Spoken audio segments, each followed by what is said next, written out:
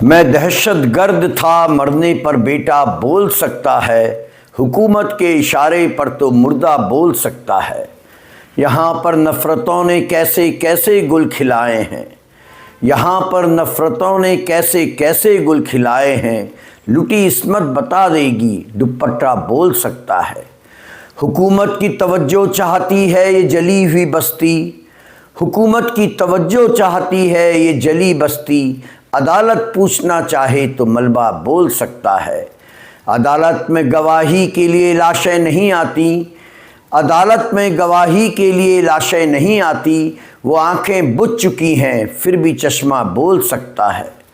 अभी तक हमने मिट्टी से वफादारी नहीं छोड़ी। अभी तक हमने मिट्टी से वफादारी नहीं छोड़ी। परिंदे से ना पूछा जाए पिंजरा बोल सकता है। सियासत इन दिनों इंसान के खून से नहाती है। गवाही की ज़रूरत हो। सियासत इन दिनों इंसान के खून से नहाती है। गवाही की ज़रूरत हो तो दरिया बोल सकता है। और बहुत सी कुर्सियां इस मुल्क में लाशों पर रखी हैं। बहुत सी कुर्सियां इस मुल्क में लाशों पर रखी हैं। यह वह सच है जिसे झूठे से झूठा बोल सकता है। नमस्कार दोस्तों, आदाब, गुड मॉर्निंग। हम जल्दी भूल जाने वाला समाज हैं, बहुत जल्दी भूल जाते हैं। हम भूलें नहीं एक व्यक्ति को, इसलिए मुझे ये शायरी याद आ गई, ये शेर याद आ गए जो मुनव्वर राणा साहब के हैं, जिनसे मेरी बड़ी करीबियत थी। मुझे बहुत गर्व है, मेरा सौभाग्य है कि मैं उनका मित्र था। बहरहाल आज चूँकि जैसा मैंने कहा हम भूल जाने वाला समाज है, बहुत तेज़ी से भूल जाते हैं, आगे बढ़ जाते हैं। उत्तेजनाओं में हमें मज़ा आता है, जब उत्तेजना ख़त्म तो मुद्दा ख़त्म। इसलिए आज बात करने जा रहा हूँ रेंचो की। आज बात करने जा रहा हूँ सोनम वांगचुक की, जिनको जेल में गए हुए अब 2 दिन बाद 25 फरवरी को पूरे 6 महीने हो जाएंगे। सोनम वांगचुक की गिरफ्तारी को खासा लंबा समय बीत चुका है, लेकिन सुप्रीम कोर्ट में 2 दिन पहले जब इस मामले की सुनवाई चल रही थी तो कुछ ऐसा हुआ जिसने भूलते जा रहे समाज को, मैं उम्मीद करता हूँ, याद दिलाई होगी कि एक प्रख्यात शिक्षाविद, एक देशभक्त नेशनल सिक्योरिटी एक्ट, राष्ट्रीय सुरक्षा कानून के अंतर्गत पिछले 6 महीने से जेल में है। सुप्रीम कोर्ट ने केंद्र सरकार को कड़ी फटकार लगाते हुए सुनवाई के दौरान पूछा कि 3 मिनट के वीडियो भाषण की ट्रांसक्रिप्ट 8 मिनट की कैसे हो गई। ये 3 मिनट का वीडियो वो है जिसके आधार पर केंद्र सरकार कह रही है कि सोनम वांगचुक अशांति फैलाना चाहते थे, इसलिए उन्हें नेशनल सिक्योरिटी एक्ट के तहत गिरफ्तार करना जरूरी हो गया था।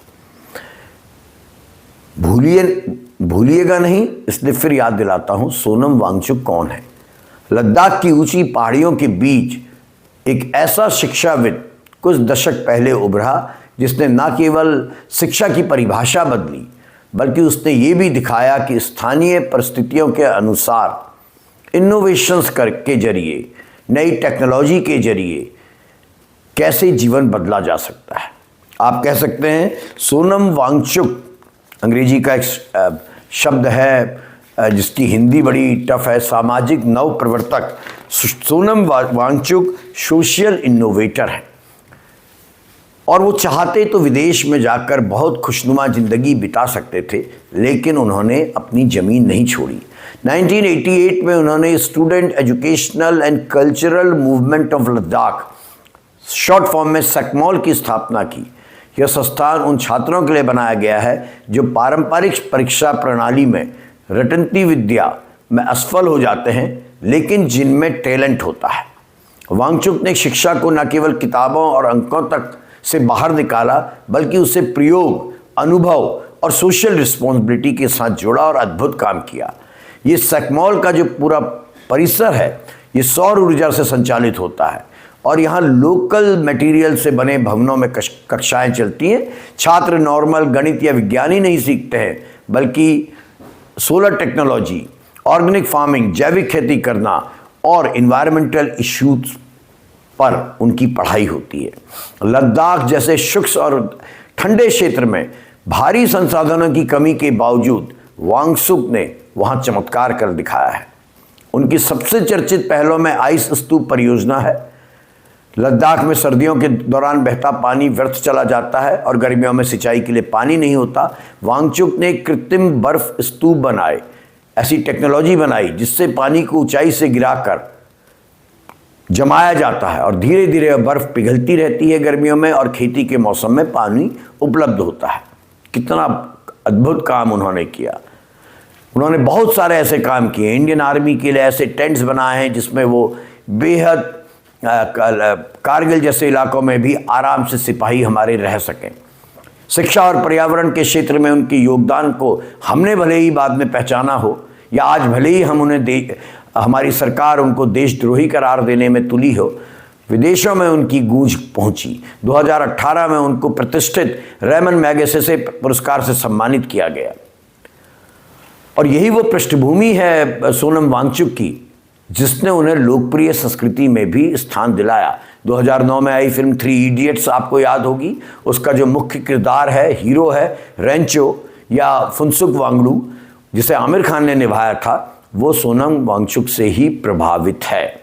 सोनम, हालांकि ये फिल्म जो है चेतन भगत के उपन्यास पर आधारित थी, लेकिन इस फिल्म के निर्माता राजकुमार हिरानी ने स्वीकार किया कि ये सोनम वांगचुक के कार्यकलापों से आधारित है। जो मेन कैरेक्टर है रेंचो, वो दरअसल सोनम ही है।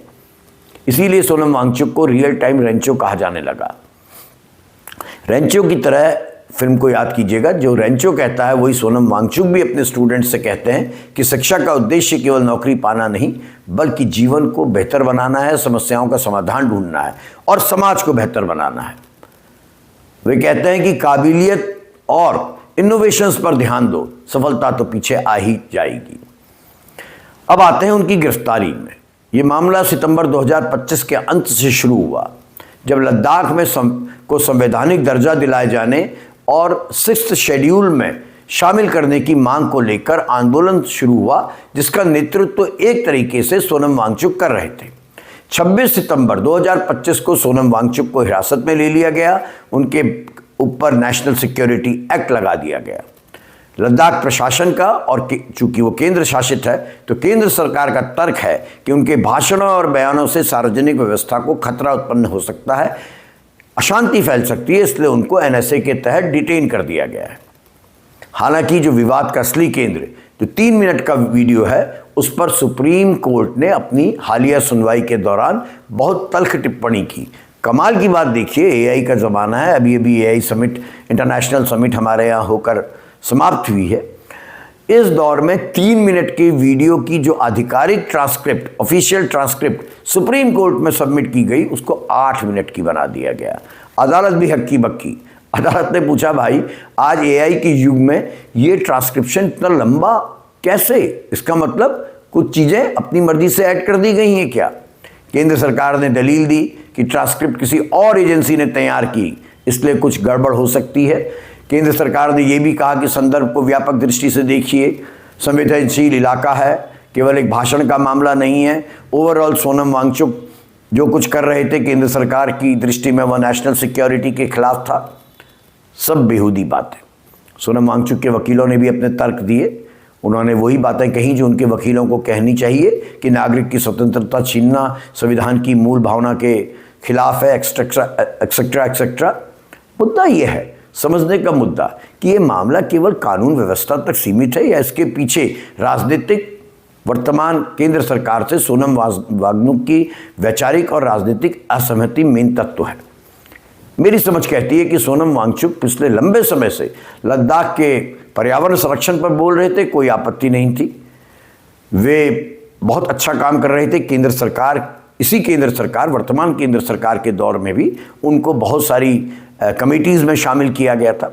लेकिन प्रॉब्लम तब आई जब सोनम वांगचुक ने 6th शेड्यूल में लद्दाख को शामिल करने वाले आंदोलन को संरक्षण दिया या उसका नेतृत्व करने लगे, और उससे भी ज़्यादा वो खुलकर मुखर होकर कहने लगे कि चीन हमारे सीमाओं का अतिक्रमण कर रहा है, हमारी ज़मीन को कब्जा रहा है।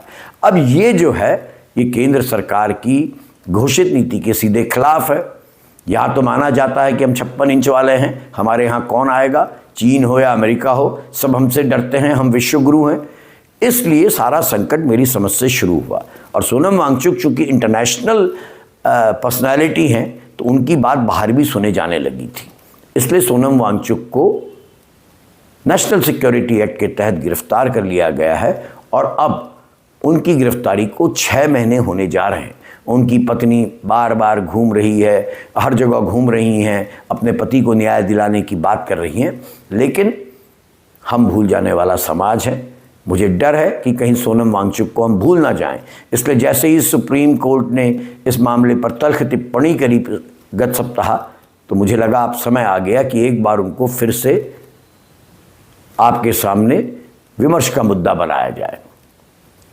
एक प्रश्न है जो आपके लिए छोड़े जा रहा हूं, क्या राज्य की सुरक्षा चिंता और नागरिक की व्यक्तिगत स्वतंत्रता के बीच इन दिनों सही तरीके का संतुलन चल रहा है? मुझे लगता है नहीं चल रहा है। सुप्रीम कोर्ट की कड़ी टिप्पणियां भी यही दर्शाती हैं कि इस संतुलन के मुद्दे को, कि नागरिक अगर कोई गंभीर बात कह रहा है, चाहे वो सोनम वांगचुक हो या कोई हो, वो अपनी किसी बात को सामने रख रहा है। अगर सोनम वांगचुक लद्दाख में रहते हैं, वो कह रहे हैं कि चीन हमारी सीमाओं का अतिक्रमण कर रहा है, तो इसमें गलती क्या है?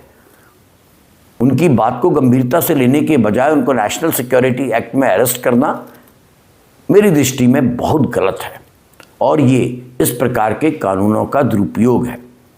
फिलहाल दोस्तों, निगाहें अगली सुनवाई पर टिकी हुई हैं। ये मामला आप निश्चित मानिएगा आने वाले समय में डेमोक्रेटिक वैल्यू सिस्टम, असहमति, नेशनल सिक्योरिटी और जो एविडेंसेस रखे जाते हैं उनकी विश्वसनीयता को तय करने वाला मामला बनेगा। बहरहाल मैं अपनी बात को समाप्त फिर मुनव्वर राना साहब के एक शेर से करता हूँ और वो शेर बहुत अद्भुत है, सोनम वांगचुक के संदर्भ में भी सटीक बैठता है कि अभी तक हमने मिट्टी से वफादारी नहीं छोड़ी, अभी तक हमने मिट्टी से वफादारी नहीं छोड़ी, परिंदों से ना पूछा जाए पिंजरा बोल सकता है। धन्यवाद।